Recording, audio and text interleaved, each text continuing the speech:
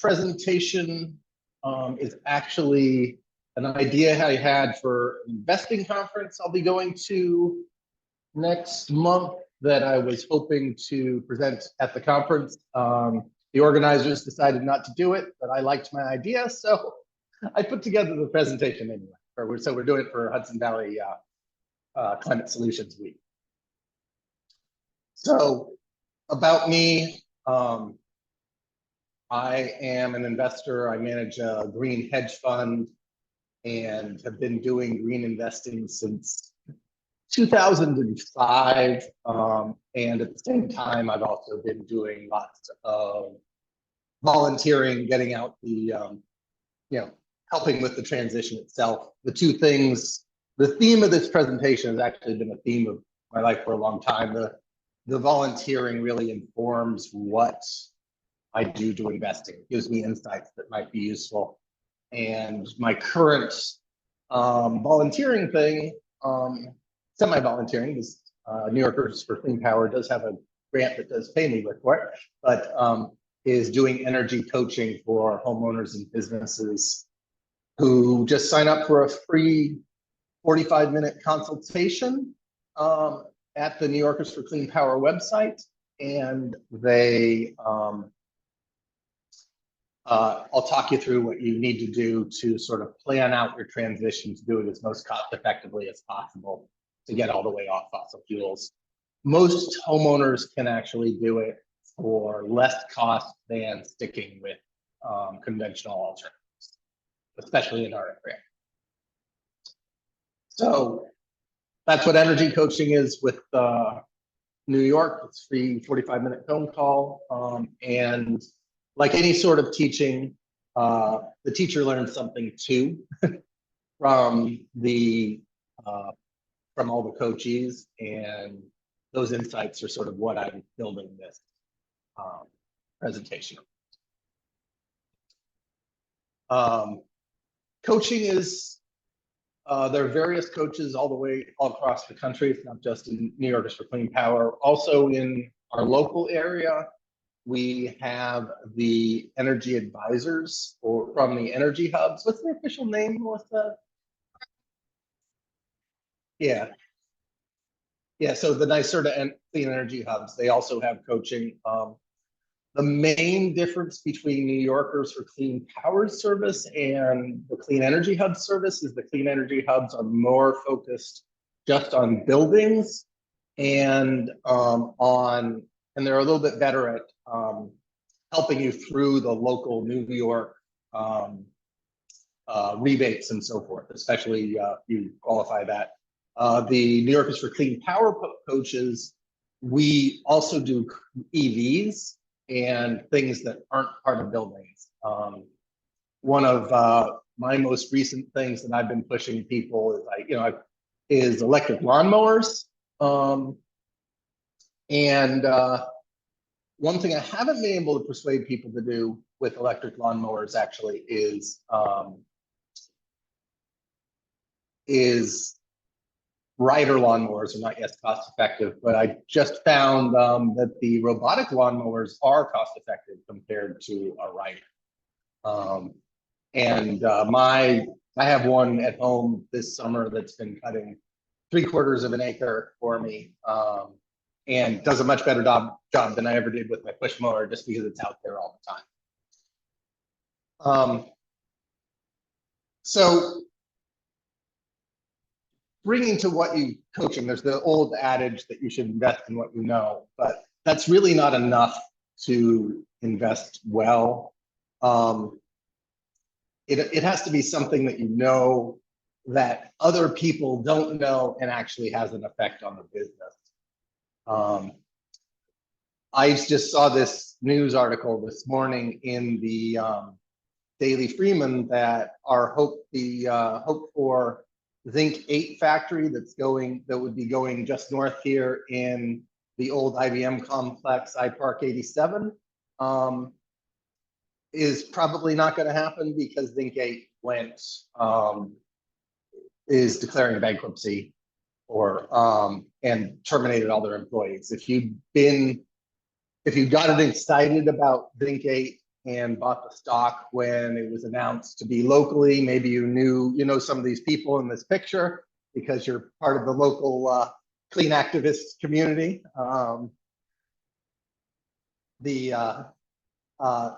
That isn't enough for an investment decision just because you know something that's going locally, you have a personal connection. It actually has to make a difference to the business, and it also has to be something that other investors don't know if you want to get an edge at.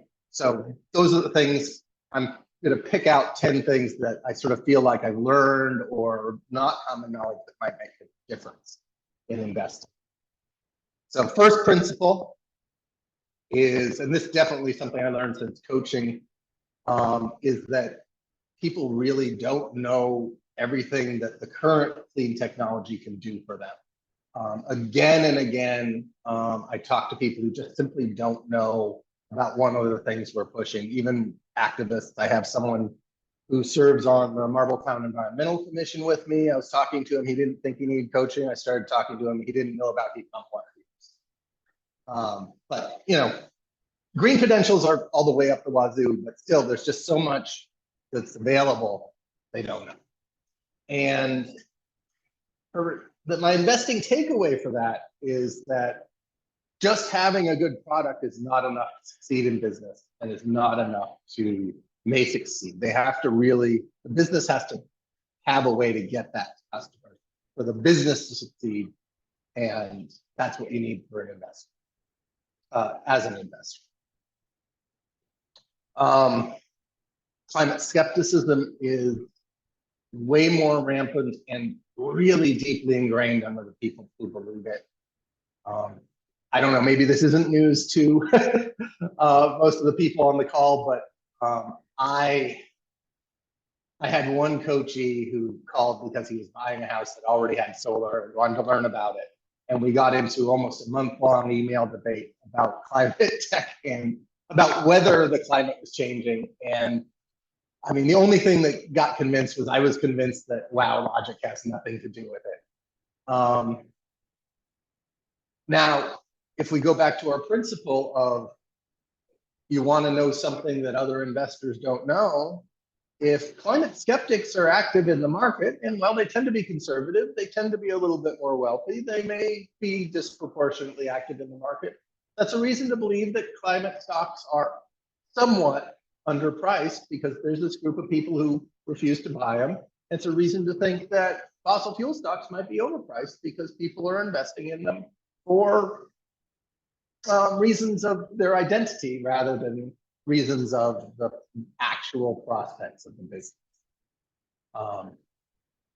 However, the old caveat, Keynes caveat, the market can stay irrational longer than you can stay solvent.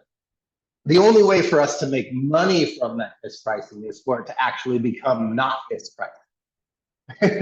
As long as we have this group of people who are irrationally investing systematically against climate change, it won't give us better results. Except maybe on dividend valuations. But the valuations actually have to move back towards rationale for there to be a better than market return from that insight. And it's possible that the psychology could move towards more irrational, which I think it may have done, you know, over the last 4 or 5 years. And you know, I mean, some people certainly have become more irrational. Some people are more aware just because of all that's going on. But the holdouts are getting firmer in their belief. So you know, it can move the other way. Irrationality can become more irrational and can last a long time. So it is a useful investing insight, but don't bet your house.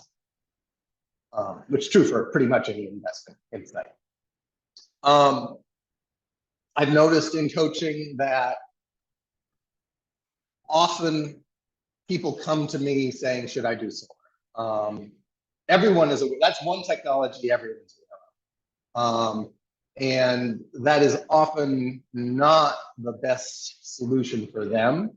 There are a lot of people who are interested in solar. They want to do it for environmental reasons, but there are a lot of other solutions they could do which say their house is semi-shaded, which would give them both better financial returns and give them better carbon returns, i.e. the amount of CO2 emissions that they would reduce per dollar spent. And that's something really coaching can help with a lot. However, so for the investing takeaway there is that solar is a good leader to help with awareness.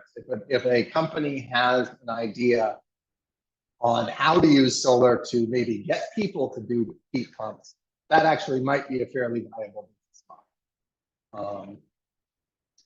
Batteries tend to have pretty good awareness too, although they are a natural parent, but I think solar can help bring them along. I don't think this is a lesson, but another lesson that might come out of that is actually most people don't realize that batteries in and of themselves are not an environmental good, especially home batteries. I don't know.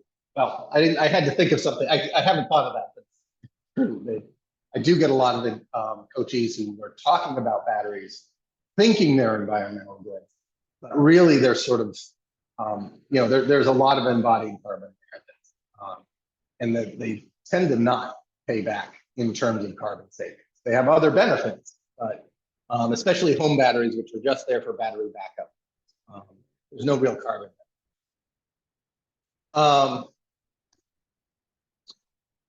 Most people have trouble finding contractors to do the upgrades they need, especially electricians and plumbers. This is a nationwide problem. I'm not sure that non-coaches also know this, but coaching really does drive it home. And the investing takeaway that I get from that is you don't want to have your business model require that the contractors learn something new, because the contractors have all the business they need now. They don't, there's not much motivation for the contractors to change the way they do things, because they have enough business. If you have a technology that gives you a green upgrade that can be self-installed or use low-skilled workers, you're in a good position. Because again, those we have. We don't have skilled workers, or we don't have enough skilled workers. Low maintenance is also very important for the same thing. If the homeowner can maintain it, that's very important, because a piece of equipment that has to be maintained by someone else is a problem. For example, one of the reasons air source heat pumps, even though they're less efficient than geothermal, really have a market advantage is they're much, much easier to install. They're much less custom install, which again cuts down on labor and skilled labor. And for some reason I can't see my own presentation fully. I don't know how to change that. So what did I say? Yeah. And photovoltaics over solar hot water. Solar hot water, I mean, is a really cool technology. I occasionally talk to DIYers who just love it. But the economics tend not to be good, and a lot of it has to do with labor and the fact that it tends to be higher maintenance than solar PV.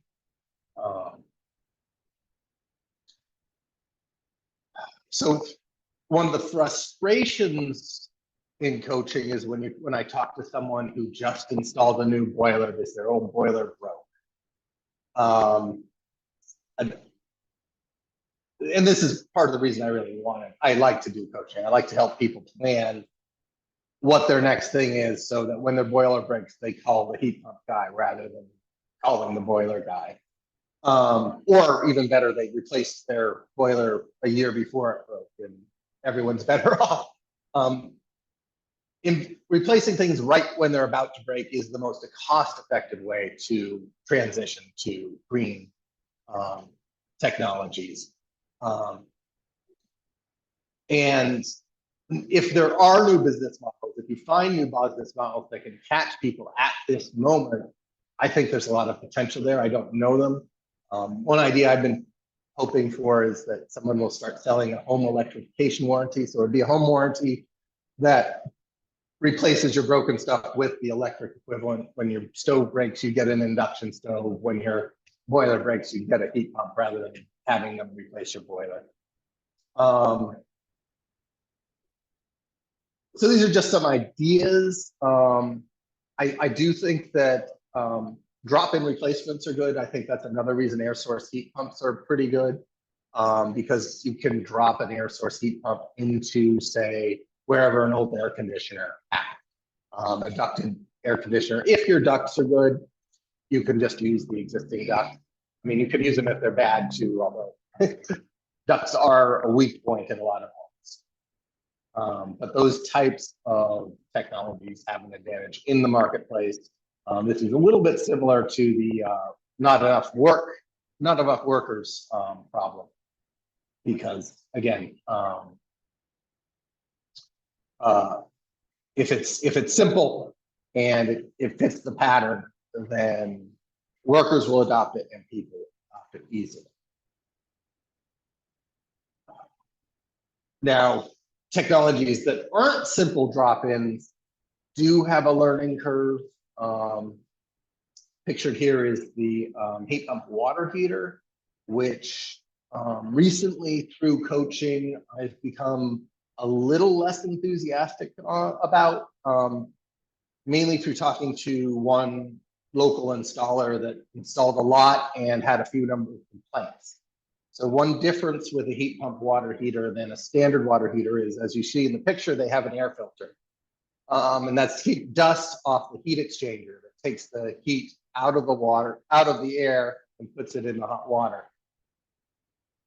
Just changing that air filter is, for the long-term health of a heat pump water heater, not enough. You do need to eventually clear off that heat exchanger. Dust's going to get, you can see that the really thin-looking filter not going to catch everything. So heat pump water heaters are going to lose efficiency over time, especially if they're in dusty rooms. Especially if you don't change the filter, but if you do change the filter, taking an air gun to that and cleaning it off once or twice a year, or having a professional in occasionally would be good. Even standard water heaters, most people don't maintain well enough. You are supposed to drain them and flush them once a year. And I don't know anyone who does that. So investing takeaways. Oh, the other backlash on heat pump water heaters, and this is something I'm really trying to emphasize in coaching when I'm trying to encourage people to get them, is you put it in your basement. If you actually use your basement in the winter, it's going to get cold. If that's a problem for you, you want to switch your heat pump water heater to all electric mode, and use it as an electric water heater in the winter, which is less efficient, but it's not going to cool the room. And then only use the heat pump feature in the summer when it really gets you all the advantages. In the summer, a heat pump water heater will cool and dehumidify your basement or whatever room around it. It's free air conditioning. It's, I mean, so you get a gigantic gain in the summer. The gains in the winter have always been much lower because you have to bring that heat in. Say you have air source heat pumps for your house. You're bringing heat in from the house, and then you're taking that heat and putting in your hot water. Because heat pumps are efficient, that's still better than an electric heater, electric water heater. The net gain, there still is a net gain, but it's fairly small. In the summer, the net gain is 3 or 4 times if you're also saving on air conditioning or running a dehumidifier less, maybe even 5 times, because you're getting gains on both sides. So most of the gains from a heat pump water heater are summer gains. And if you're worried about the cold room or you don't want to clean it as often, the time you should use it as a heat pump is in the summer when you're getting all those benefits. The investing takeaway is that there may be some backlash for technologies that look similar and don't operate quite the same. We already experience backlash with air source heat pump, in that there's this widespread belief that they just don't work in cold climates without backup. They can work in cold climates without backup.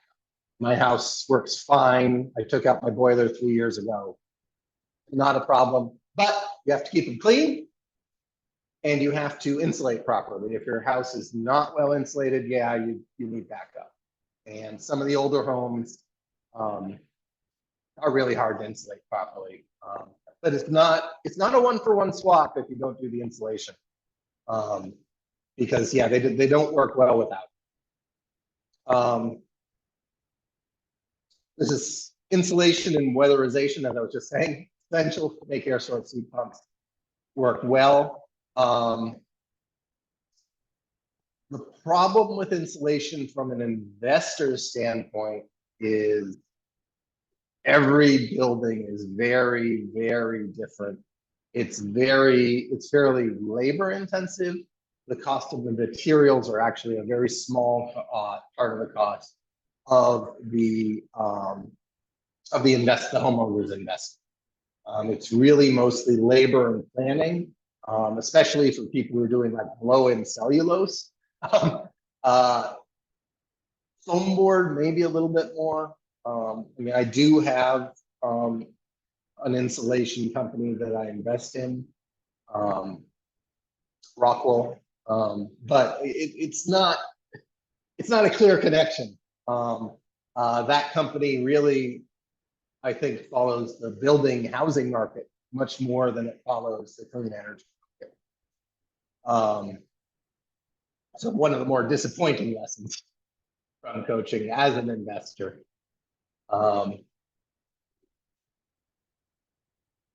Battery backup, as I mentioned earlier, is really popular. I think that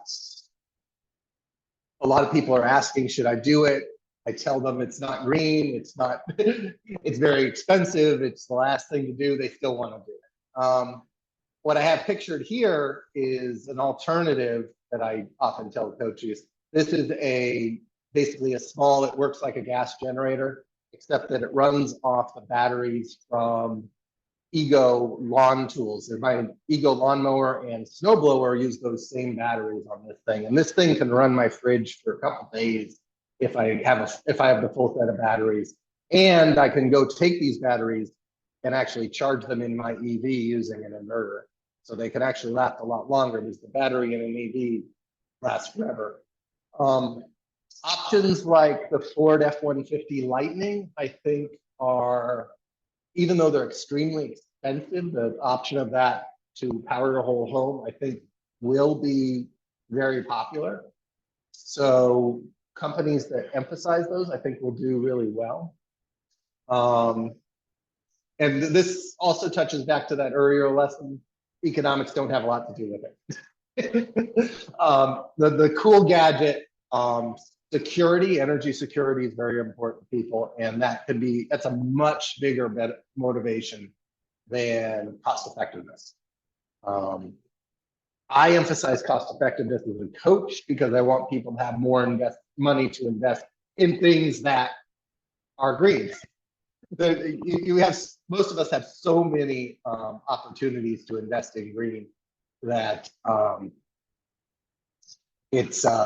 that we don't have the money to do it. So emphasizing cost effectiveness is good in that sense, but it doesn't line up with what a lot of the individuals want, or certainly what they start with. Economics. I thought, is this lesson number 1? I may have used this lesson twice. So I'm going to skip it. I think I put this, so we only have 9 lessons. And then last lesson is experts have something to learn. The lesson from coaching is I learned a lot from my coachees, and I've been doing this. I've been obsessed with clean energy technology probably since 2002. And pretty much my primary job has been, and my volunteering has been focused on clean energy since 2005, and I'm still learning because things are changing.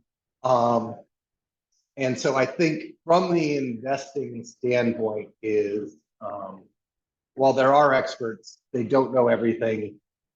Don't take everything to heart. as your investing takeaway.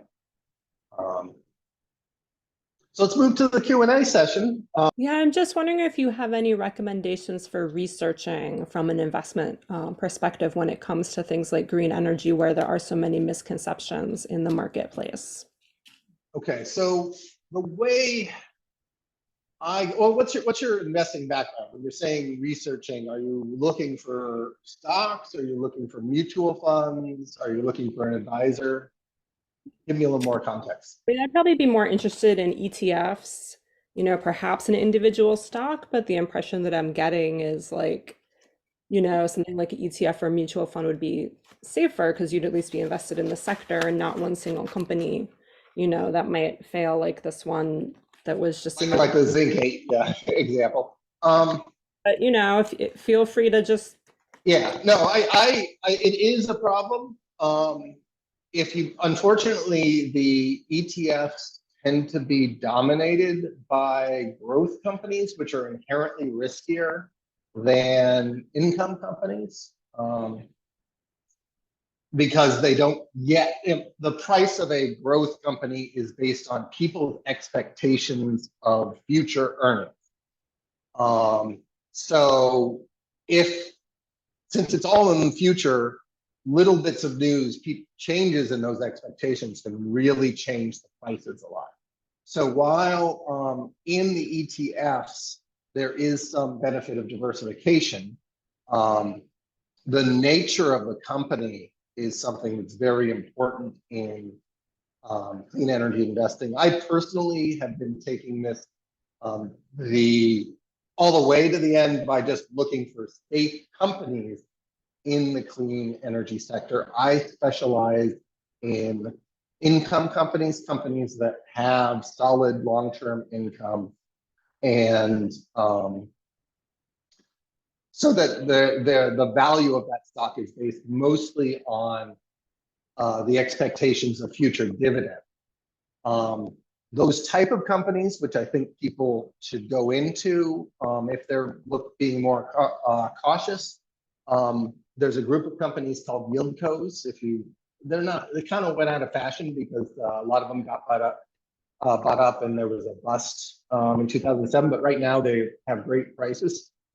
I can't talk about specific companies that I am currently buying or selling in my mutual fund for security reasons.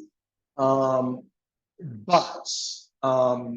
the ETF that focuses most on that type of company is RNRG, Renewable Energy Producers ETF.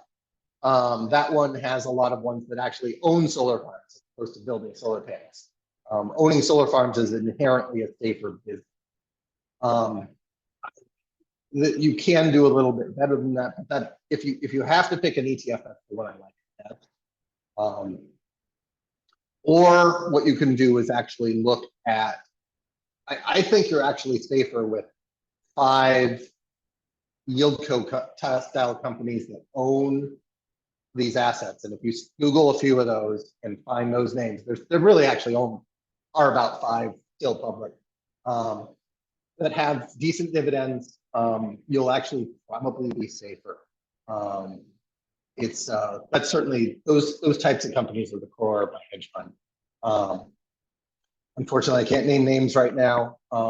However, I'm the editor of a site called altenergystocks.com, where I used to, before I started the hedge fund, I used to write a top 10 clean energy stocks for a year. I did that from 2007 to, well, the last one I wrote was was actually last summer. And if you look at those lists, you can go through the list and find the ones that are still out there. I still like them. So if you go altenergystocks.com and look at 10 clean energy stocks you Google that, you can look at some of those and you can pick out a few of those names. I kept on bringing up those names because that really followed the strategy that's behind my hedge fund. That would be a safer way to go. The other way you can go as a small investor is you can really, if you want to earn have a safe place to put your money and still do a lot for the green economy. There's a credit union called the Clean Energy Credit Union, cleanenergycu.org. They're an online credit union. You can put your money in a NCUA insured certificate of deposit and earn 4% on a 1-year CD. And that money is going to finance loans for solar energy efficiency and EVs. It's not a great return. It's, you know, kind of market competitive CD, but it is, there's really hardly anything greener you can do with your money, and you are getting, you know, paid to use it. That helps. Yes, thank you. Great. Thanks to everyone for joining us, and hopefully we'll see you around for the rest of. One last thing, this Climate Solutions Week. This is part of Hudson Valley Climate Solutions Week. If you, they're asking for a little feedback. You can scan this URL to go to a quick survey and to help them with next year's program. I'll leave that up. There's a ton going on this week. If you go to the Hudson Valley Climate Solutions Week website, you'll find a lot of things to appeal to everybody in the green space.